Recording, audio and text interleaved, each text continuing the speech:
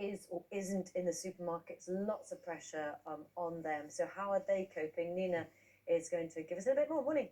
Yes, good morning. So, supermarket shopping is one of those activities that we are still allowed to do. Highlight of the week, in fact, for some people.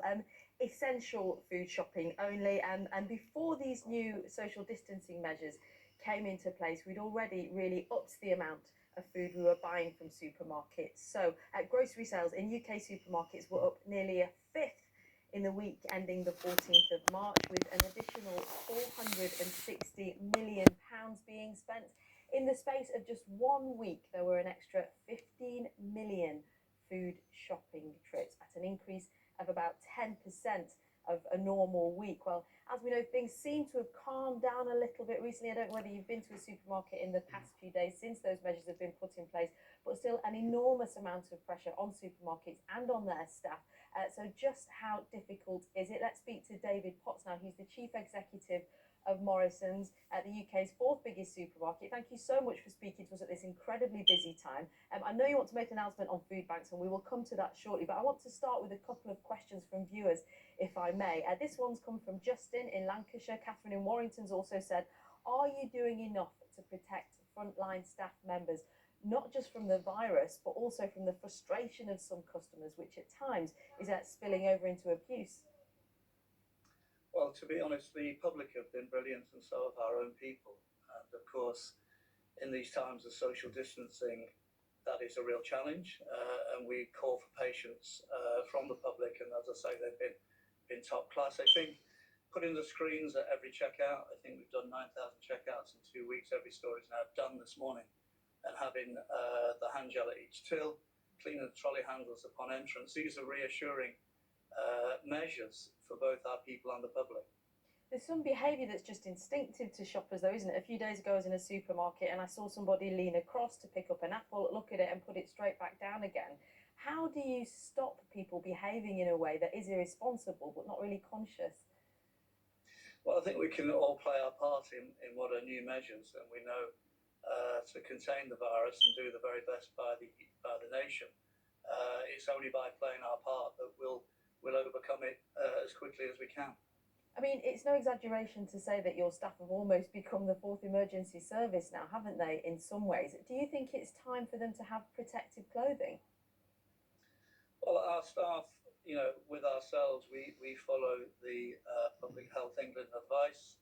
We listen quite carefully to the authorities, and we provide the opportunity to be protected at the tills. We've closed down many counters. It's become much more of a self-service business, and washing hands and taking all of the social distancing measures. This is the advice that we follow, and we intend to do our very best to play our part in feeding the nation. But there is an inevitable transience with your workforce, isn't there? People going off sick, having to recruit people quickly. How hard is it to make sure that you don't become an environment for spreading the virus? Well, all of those measures and more. And of course, absence affects us the same as it does the rest of the population.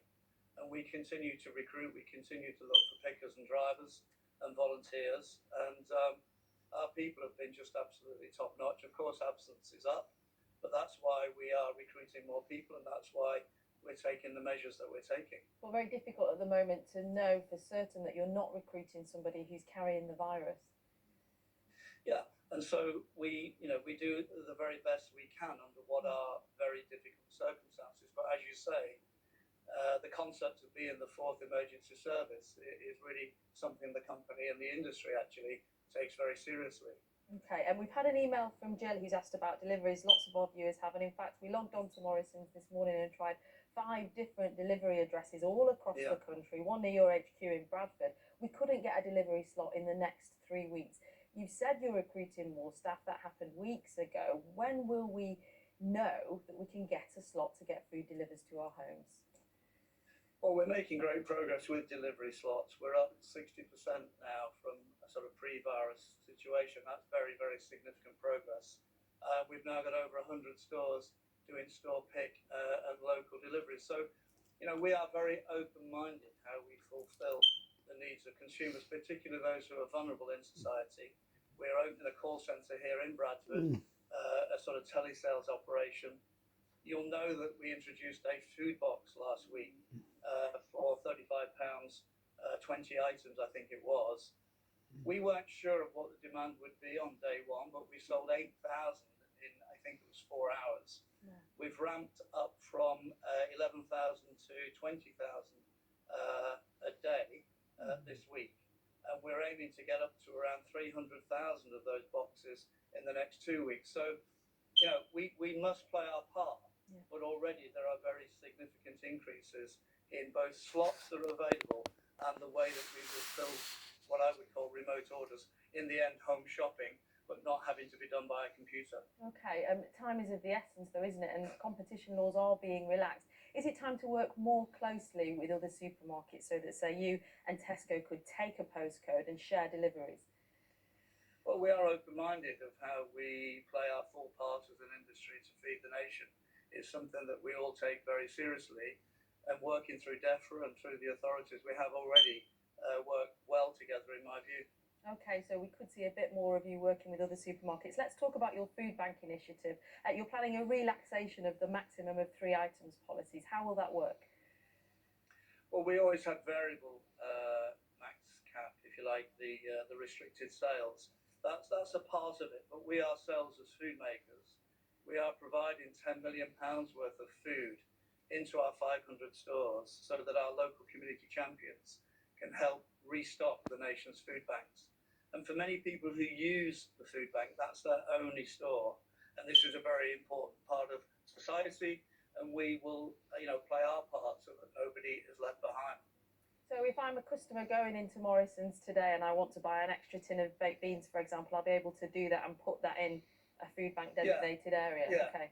Yeah, exactly that. So we've converted the cafes, which are currently not operating, into sort of community hubs around parcels to come pick up, but also the food bank donation areas will be very visible from this morning in all of our stores. And in the end, it's a choice for the public, isn't it? If they are prepared to sort of buy 3, leave 1, that would be terrific for the food banks. But as I say, we are putting in £10 million worth of stock, around £500,000 a week. The implication, if you are relaxing that to 4 items instead of 3, is that people are perhaps calming down a little bit, that they are buying in a more responsible way. Is that what you're finding? I think it's a dynamic situation. We've taken around 10,000 items off the cap, but that leaves us with 5,000 still on. There are a few items where we've gone from 3 to 4.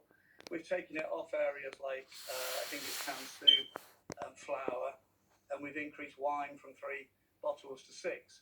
But it's still on hand gel, it's still on loo roll, and I think it's still on milk. So it's quite a fluid situation. It's a fluid situation overall, isn't it, David? It's day by day, week by week for everybody. What do you see the long-term impact on your business model as being? Is it too soon to say? Well, customers have been remarkable and our people have been unbelievable. So, the British food industry will emerge stronger as a result of the virus. Okay, David Potts, many thanks. And from all of us, a big thanks to all of your staff and indeed the staff across all of the supermarkets who are working so very hard at the moment. Back to you. Oh, Nina, thank you very much. So good to have a little bit of information, isn't it, from the front line of the supermarkets. We've got to change the programme at the moment. We're going to have Carol basically 3 minutes to the hour and about 27 minutes past the hour. That is